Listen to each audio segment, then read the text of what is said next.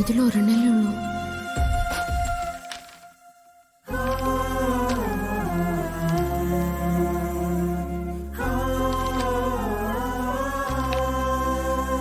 മസാല ദോശയോ? അപ്പോ എഴുതിയുടെ നെയ്റോസ്റ്റ് എവിടെ?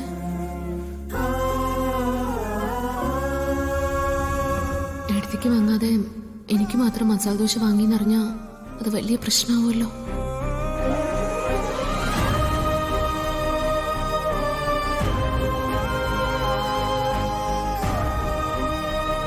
ഏട്ടാ, എന്താ മോളെ? സ്വാമീസ് ഹോട്ടലിൽ നിന്ന് പാഴ്സൽ കിട്ടി. പാഴ്സൽ? പക്ഷേ ഇതില് എനിക്കുള്ള മസാല ദോശ മാത്രമല്ലേ ഉള്ളൂ. മീരടത്തിയുടെ നെയ്റോസ്റ്റ് ഈ പാഴ്സലിനകത്തില്ല. അത് ശരി. അപ്പൊ പെങ്ങൾക്ക് മാത്രം മസാല ദോശ വാങ്ങി. എന്റെ കാര്യം മറന്നു. ഇനി വരട്ടെ, കാണിച്ചു തരാം. ഓളെന്തായി പറയുന്നേ? ഞാൻ സ്വാമീസ് ഹോട്ടലിൽ ഒന്നും ഓർഡർ ചെയ്തിട്ടില്ല. അത് വൈകുന്നേരം വാങ്ങാനിരിക്കായിരുന്നു. അപ്പൊ പിന്നെ ഈ പാഴ്സൽ ആരോ ഓർഡർ ചെയ്ത്? അറിയില്ല മോളെ, ഞാനല്ല. ശരി ഏട്ടാ, എന്നാ ഞാൻ വയ്ക്കോ?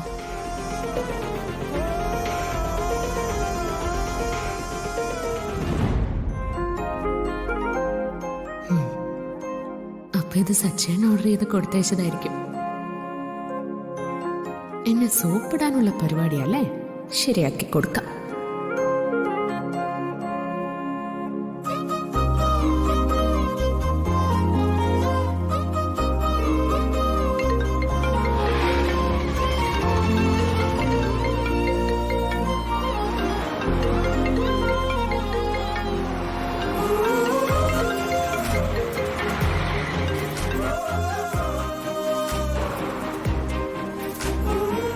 എന്താ കാര്യം?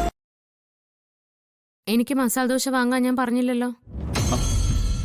പിന്നെന്തിനാ സ്വാമീസ് ഹോട്ടലിൽ നിന്ന് മസാല ദോശ ഓർഡർ ചെയ്ത് കൊടുത്തു വിട്ടത്? എനിക്ക് തോന്നി, ഞാൻ ചെയ്തു. എന്നാലേ ഞാൻ അതെടുത്ത് പറമ്പിൽ കളഞ്ഞിട്ടുണ്ട്. മേലിൽ ഇത് ആവർത്തിച്ചേക്കരുത്.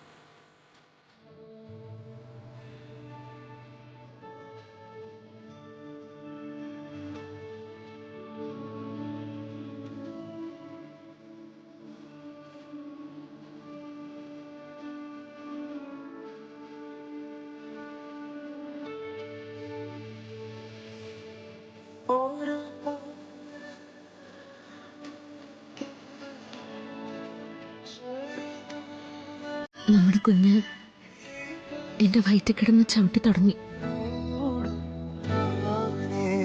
സച്ചേട്ടൻ ഇത് വല്ലതും അറിയുന്നുണ്ടോ? ആൺകുട്ടിയാണെങ്കിലാ ഇങ്ങനെ ചവിട്ടുന്നെന്നാ ചിലര് പറയുന്നത്. ചിലപ്പോ ആയിരിക്കും.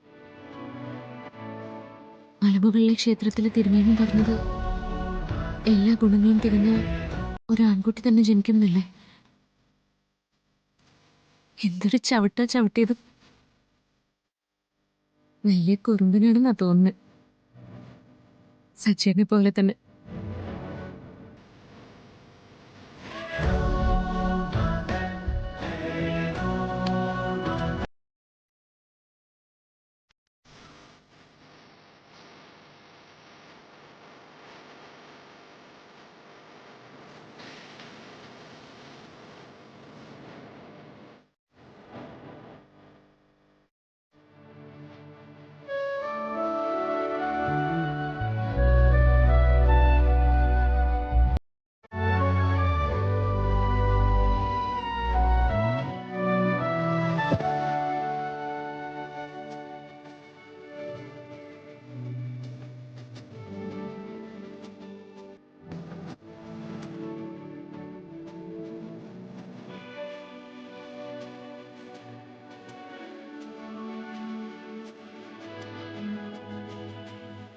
മോളറിഞ്ഞോ അമ്മയുടെ വയറ്റില് കുഞ്ഞാവയുണ്ട്, ഒരു അനിയൻ ബാബ. അനിയമ്മാവയെന്ന് സച്ചേട്ടന് തീരുമാനിച്ചോ? ചിലപ്പോ അനിയത്തിയാണെങ്കിലും. ഞാൻ അറിയാതെ പറഞ്ഞു പോയതാ. അനിയനായാലും അനിയത്തിയായാലും നമുക്ക് ഒരുപോലെയല്ലേ? എന്നാലും സച്ചേട്ടൻ്റെ ഉള്ളിലെ ആഗ്രഹമല്ലേ അറിയാതെ പുറത്തു വന്നത്. ആ നാവ് പൊന്നായിരിക്കട്ടെ. ഒരു മൂന്നും ഒരു മൂടും. നല്ല രസമായിരിക്കുമല്ലേ സച്ചേട്ടൻ? ആ കാഴ്ച മനസ്സിൽ കാണുമായിരുന്നു ഞാൻ. ഈ മുറ്റത്ത് ഓടിക്കളിക്കുന്ന നമ്മുടെ കുഞ്ഞുങ്ങൾ, അവരുടെ പിന്നാലെ കളിച്ചും ചിരിച്ചും താനും ഞാനും. നമ്മുടെ ആ ലോകത്ത് നമ്മൾ 4 പേരും മാത്രം.